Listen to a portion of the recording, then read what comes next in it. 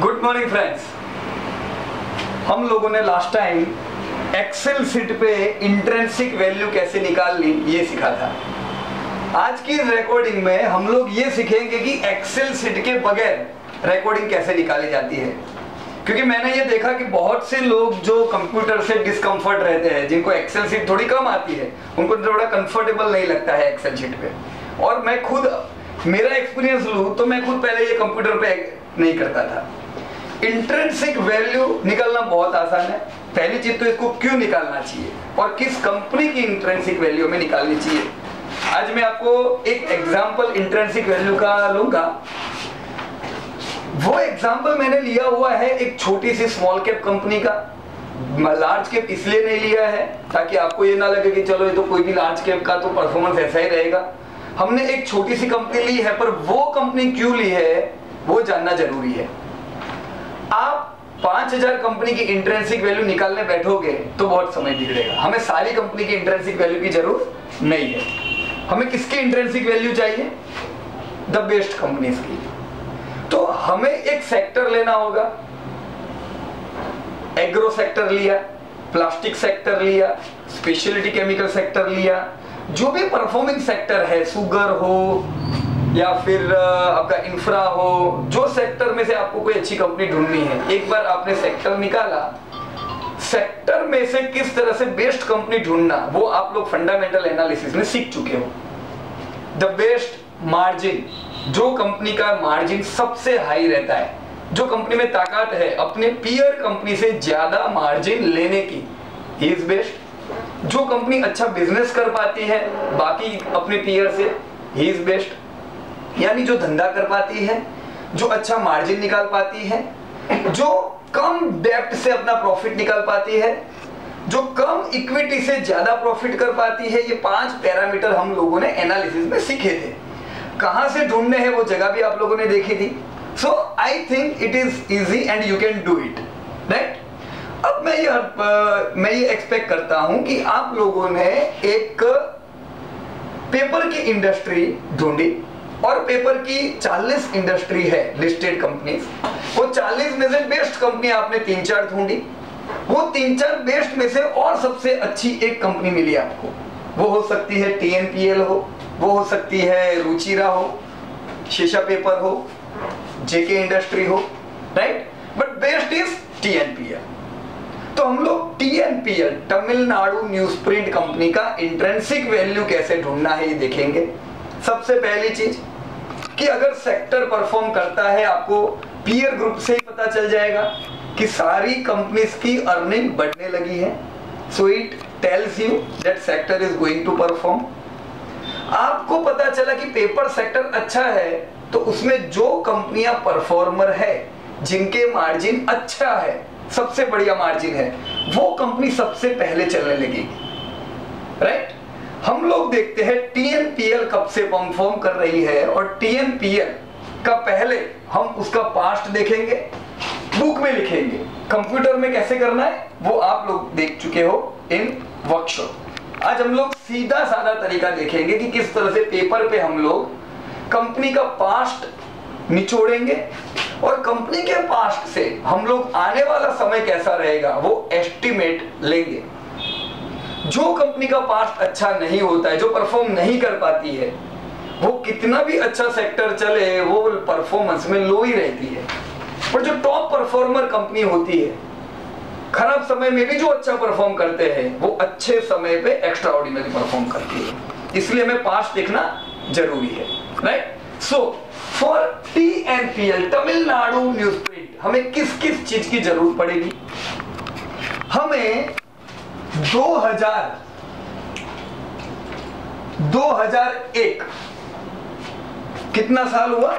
16 साल।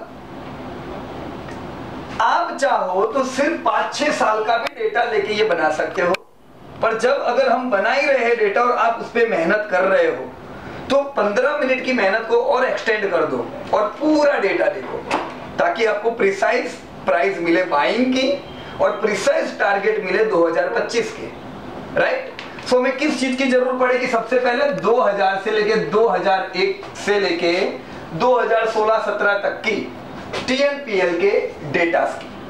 वो कहां से ढूंढने हैं वो आप सीख चुके हो, right? In fundamental analysis workshop you have learn from where you will search revenues, from where you will search EPS. So first thing we will need revenue. हम इंट्रिंसिक वैल्यू उसी की ढूंढेंगे। हम रिसर्च या हम ऑपरेशन वही company का करेंगे जो कंपनी ग्रोइंग है।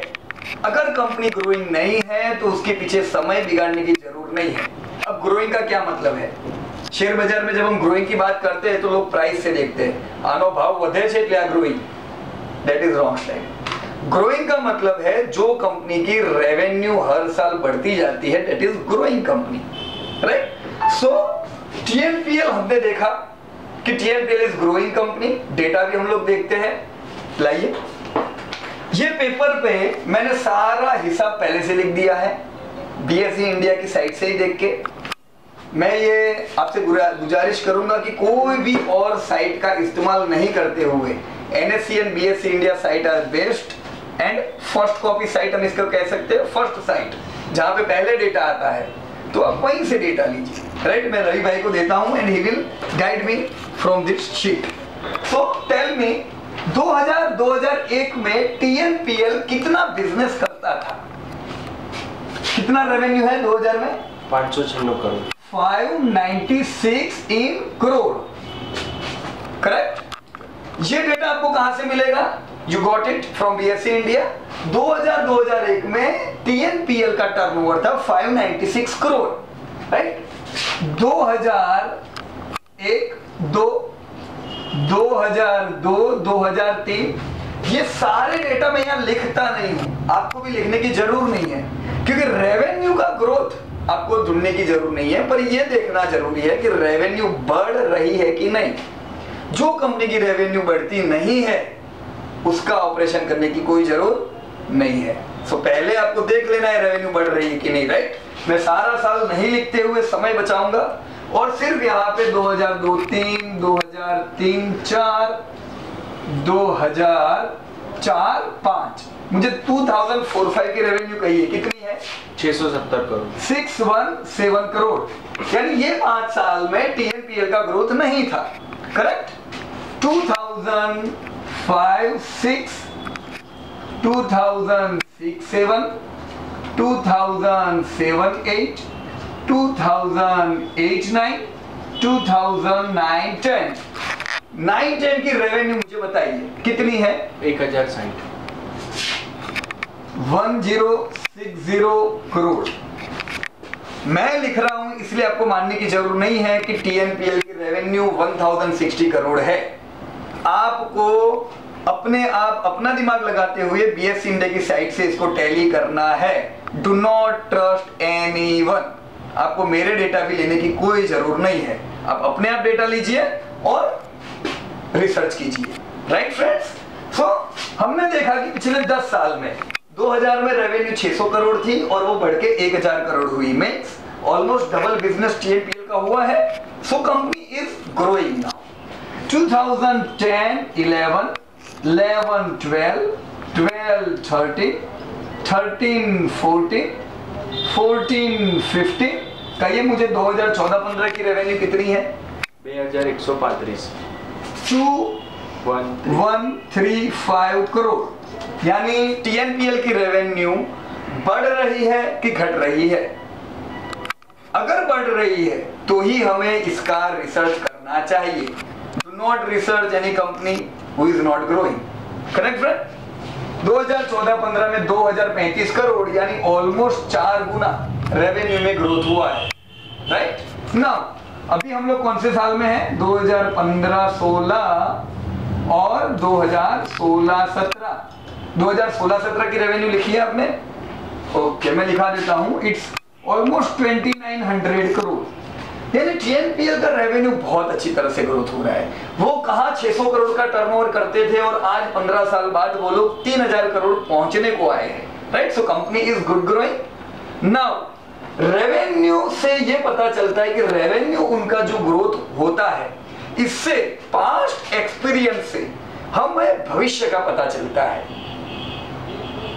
भूकंप पहले कैसे हुए थे उससे वो लोग ढूंढते हैं कि कितनी तीव्रता से और कितना नुकसान आने वाले समय में ये भूकंप कर सकता है।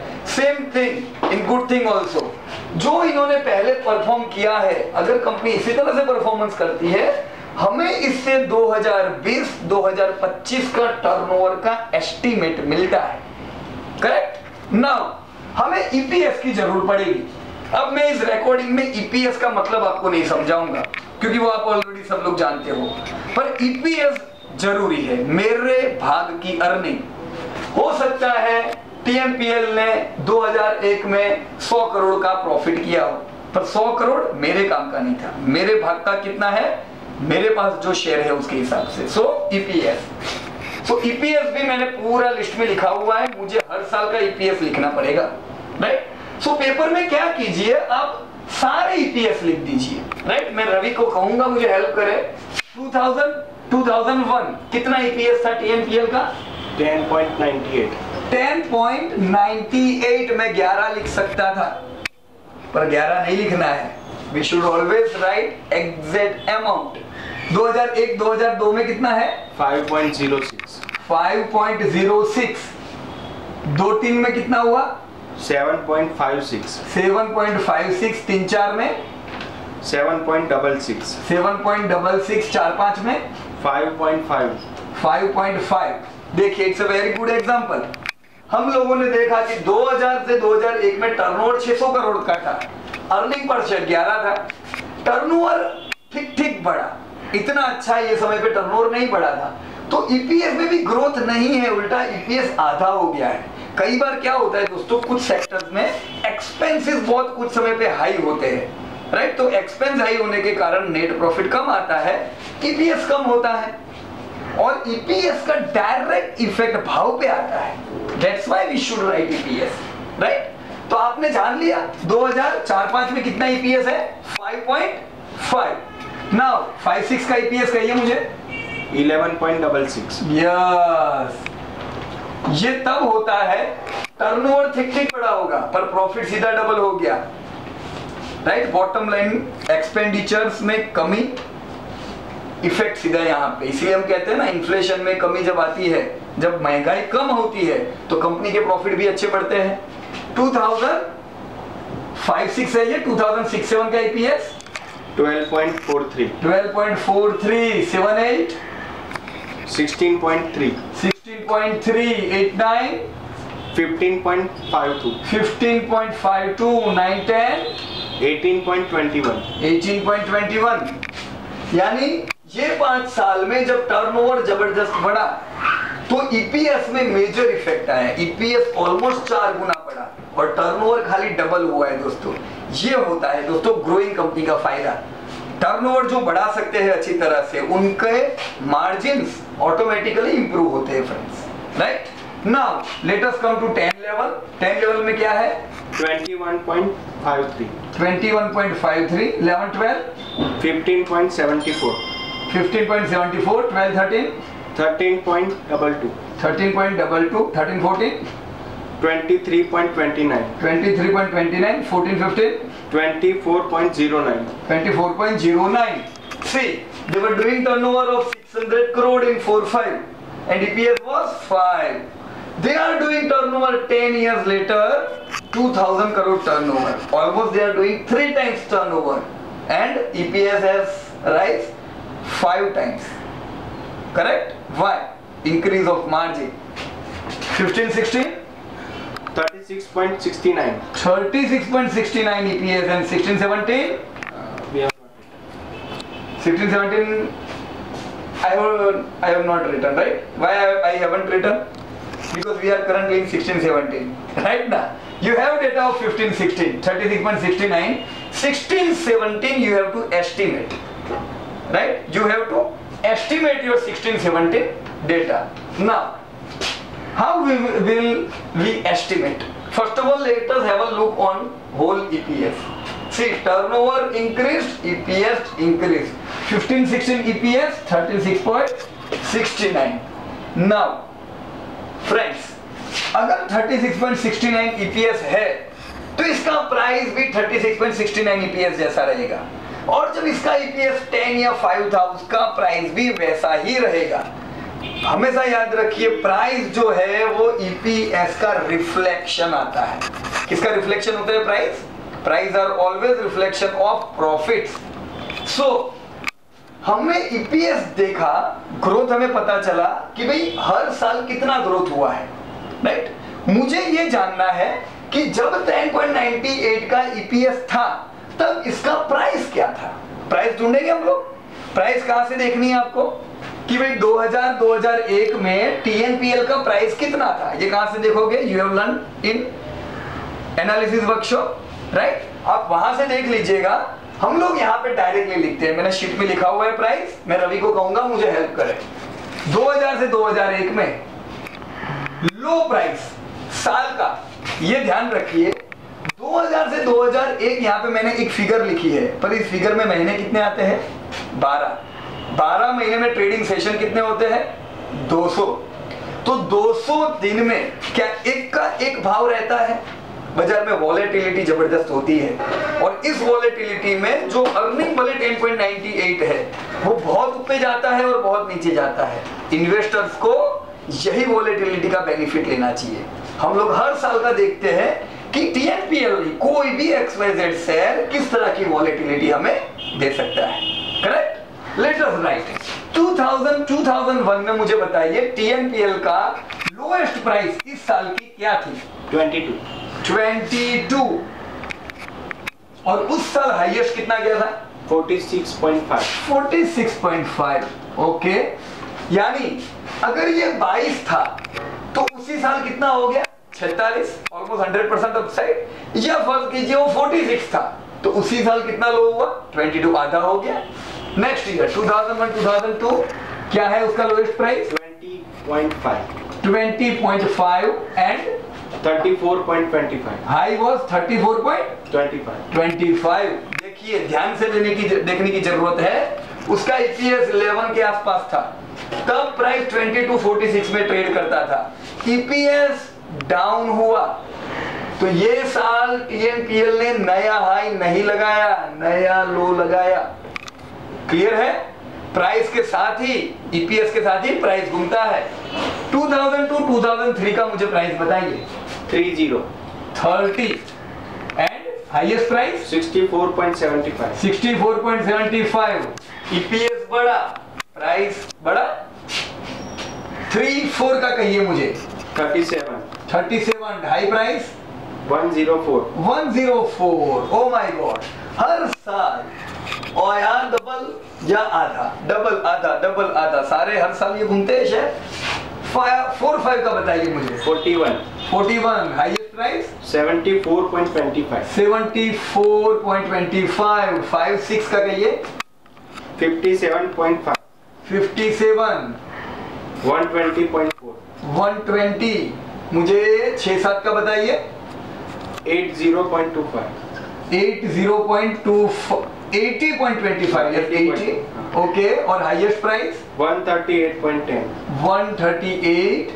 7-8 का कहिए। 82। Highest price 137.25। ओके 137। देन 8-9 का हाईएस्ट लोएस्ट प्राइस 51.3। 51 हाईएस्ट 110। 110। 9-10 का कहिए। 56.55। 56 हाईएस्ट 94। 94। करेक्ट। 10-11 का minimum price 89। Highest price 163.3। 163। 11-12 75। Highest 146। 146। 12-13 93। Highest price 121। 13-14 85। Highest price 143। 143। 14-15 112। 112 highest price 178। 178। 15-16 121। highest price 275. So here is your list of historical TNPL 2000 से लेके 2016 तक। TNPL का turnover कैसा रहा, उसका अर्निंग पर शेयर कैसा रहा और अर्निंग पर शेयर के साथ उसके भाव में क्या अप्स और क्या डाउन्स आए।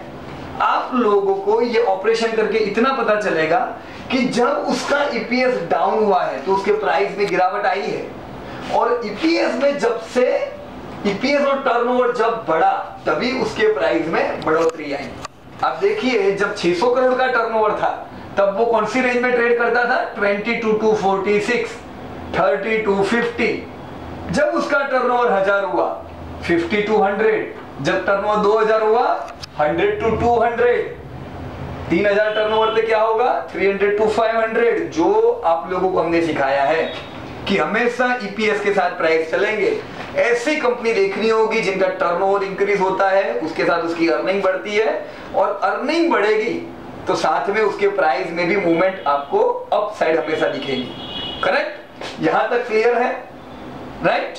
ये जो चीज अभी तक आपने ढूंढी ये सिर्फ अभी तक आपने पास्ट ढूंढा है, और उसकी हैबिट्स आप लोग चेक कर रहे हो कि ये अर्निंग पे उसकी क्या हैबिट रहती है।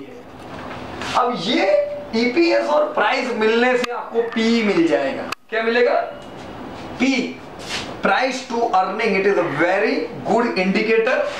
हमें यहां से ये देखना है कि हैबिट टीएनपीएल की कैसी है, वो कितना महंगा या कितना सस्ता हो जाता है अपनी अर्निंग के मुकाबले। ये पी कैसे ढूंढेंगे? लो पी का मतलब है उस साल के लोएस्ट प्राइस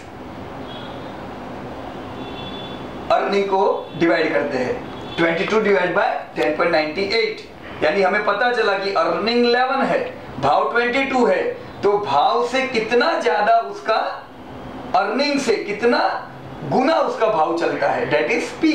राइट? सो पी सिंपल है, 22 divide by 10.98 is low P and 46 divide by 11 is high P. तो लो पी और हाई पी हम लोग यहाँ पे लाइन में लिख देंगे। राइट? कहिए तो मैं यहाँ पे अभी सारे नहीं लिख रहा हूं। राइट? मैं सिर्फ 5-6 लिखूंगा। आप जब बनाने बैठते हो you please write down all the piece. कहिए, एक 2000 और 2001 का पी कितना था? 2.00 और मैक्सिमम कितना पी गया? 4.23, यानी ये समय पे टीएनपीएल 2 और 4 के पी में ट्रेड करता था। राइट? 4-5 में क्या है? कहिए 7.45 का लो पी है, और हाईएस्ट कितना पी हुआ? 13.5। जब कंपनी ग्रोइंग नहीं थी तब किसी को इसमें इंटरेस्ट नहीं होता है, और वो हमेशा काफी लो पी पे होती है। जब कंपनी अच्छी अर्निंग करने लगती है तब उसका पी में भी इंक्रीमेंट आता है। 9-10 का कहिए पी मुझे? 3.10, अगेन 3.10 एंड मैक्सिमम पी 5.16, 14-15 का 4.64 एंड हाईएस्ट पी 7.38। सो हमें ये देखना है कि टीएनपीएल एवरेज लो पी कितना है और एवरेज हाई पी कितना है। Average Y. अब तक आप लोगों ने ऑपरेशन से ये जाना कि टर्नओवर कितना इंक्रीज हुआ। टर्नओवर के ग्रोथ से आप 2030 का एस्टीमेट पक्का ले सकते हो। 2030 का, 2025 का you can take your estimate. आपको पता चल गया कि फ्यूचर रेवेन्यू कितनी करेगा टीएनपीएल। ईपीएस पास्ट से आपको पता चलेगा फ्यूचर कैसा रहेगा। उसके लिए आपको क्या ढूंढना होगा? ग्रोथ। क्या पता चलना चाहिए आपको? ग्रोथ कितनी तेजी से बढ़ रहा है। यहां तो फिगर है, आपको एग्जैक्ट डेटा में चाहिए। जैसे 2000 और 2001 में ईपीएस था 10.98 और 1-2 में हुआ 5.06, यानी कितना ग्रोथ हुआ? आधा हो गया। तो ये कितना होगा? -50 ग्रोथ। तो यहां पे मैं लिखूंगा कितना है, एग्जैक्ट बताइए तो कितना है ग्रोथ? -53% से टर्म यहाँ पे ईपीएस घटा था। इसी तरह से ये सारे साल का हम लोग निकालेंगे कि 2002-03 में 5-6 से 7.56 हुआ, तो ईपीएस में कितना ग्रोथ हुआ? 49 0.40 49%। इसी तरह से हर साल का अगर मैं ग्रोथ लिखूंगा तो मुझे यहाँ पे एवरेज ग्रोथ मिलेगा।